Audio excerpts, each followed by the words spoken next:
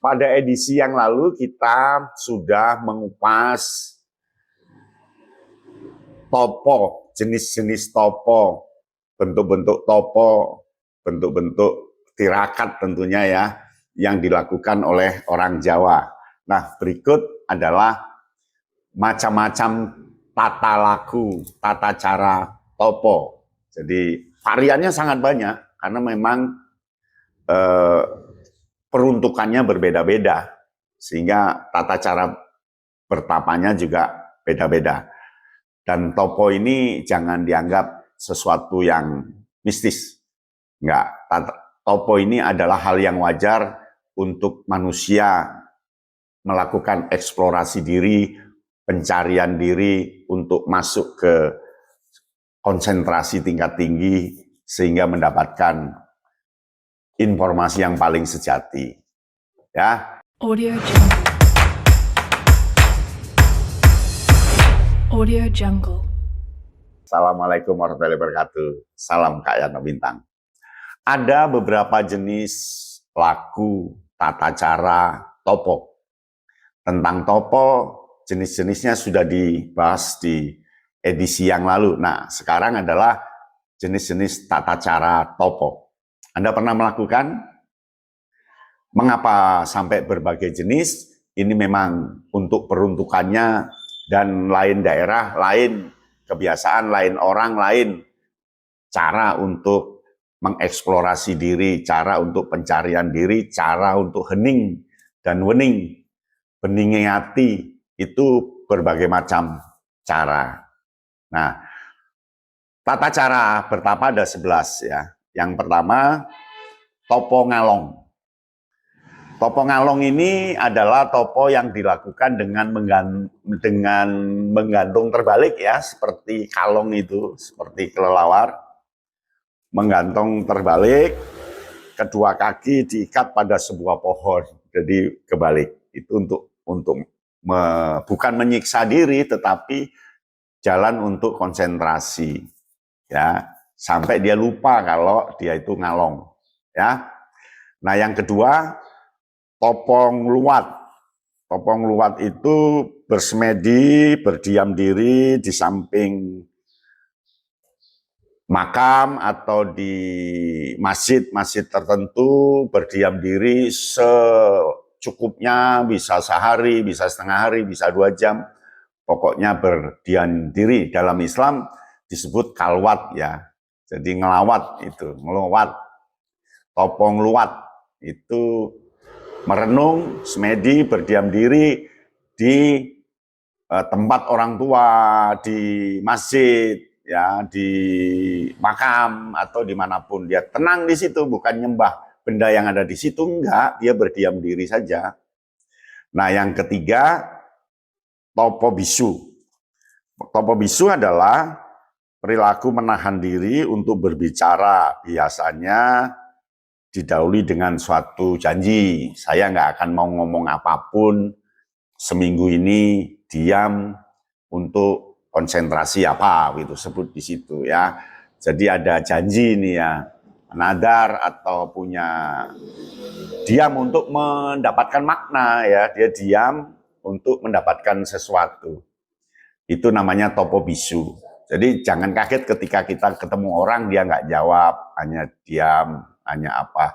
Itu dia melakukan topo bisu untuk pencarian hakikat diri, pencarian beningi hati, konsentrasi. Yang keempat, topo bolot. Topo bolot ini adalah tindakan membersihkan atau mandi dalam jangka waktu tertentu. Jadi dia seminggu nggak mandi, sebulan tidak mandi. Jadi dia topo bolot. Sehingga jangan kaget ketika orang kayak orang gila gitu ya, badannya lusuh, bajunya lusuh, itu menjalankan topo bolot itu. Ya, dia mandi dalam waktu tertentu saja. Yang sudah ditandai hari apa mandinya begitu. Bukan ngirit air, enggak. Ini untuk fokus. Saya tidak tahu tujuannya apa, tapi pasti ada tujuan tertentu yang menjadi tradisi diri dia. Yang kelima, topo ngidang. Topo ngidang adalah melakukan sesuatu dengan menyingkir sendiri di dalam hutan. Jadi topo ngidang ini dia berada di tengah hutan. Beberapa hari begitu tidak bertemu dengan siapa-siapa. Pokok sendiri di tengah hutan. Ini poso ngidang. Jadi jangan kaget ketika di hutan kita ketemu orang yang dia santai sendiri. Itu bisa jadi menjalankan topo ngidang.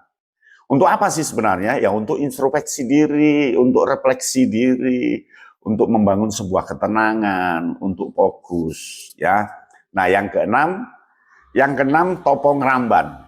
Topo ngeramban itu dilakukan dengan menyendiri ke hutan, hanya makan tumbuh-tumbuhan. Beda dengan ngidang ya. Kalau ngidang dia tidak makan tumbuh-tumbuhan yang ada di hutan. Tapi kalau topo ngeramban, dia hidup di tengah hutan, hidup di sebuah daerah tertentu, lalu makannya dengan tumbuh-tumbuhan yang ada di daerah situ. Tentunya tanpa nasi, karena tidak ada nasi di sana.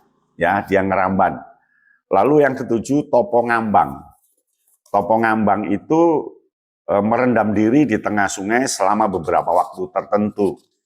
Jadi konsentrasi dirinya, introspeksi dirinya, refleksi dirinya diperoleh dengan merendam diri di sungai dalam jangka waktu tertentu. Diam gitu ya.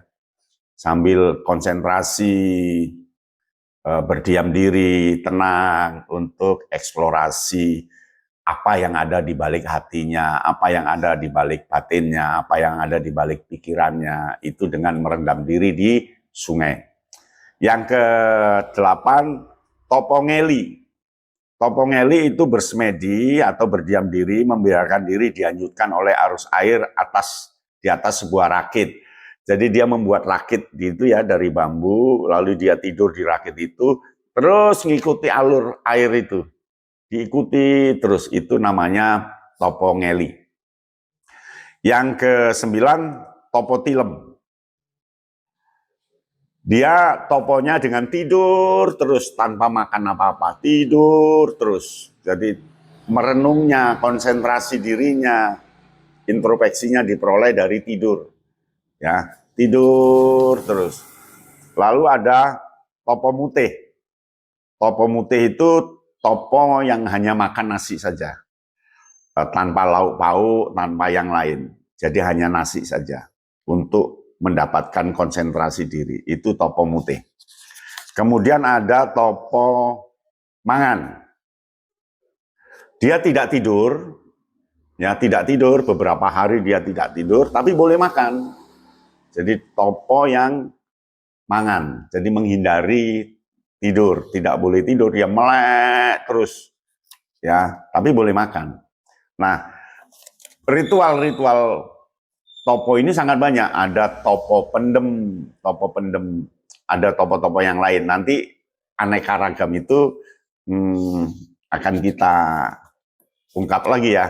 Ada topo ngebleng, topo pendem.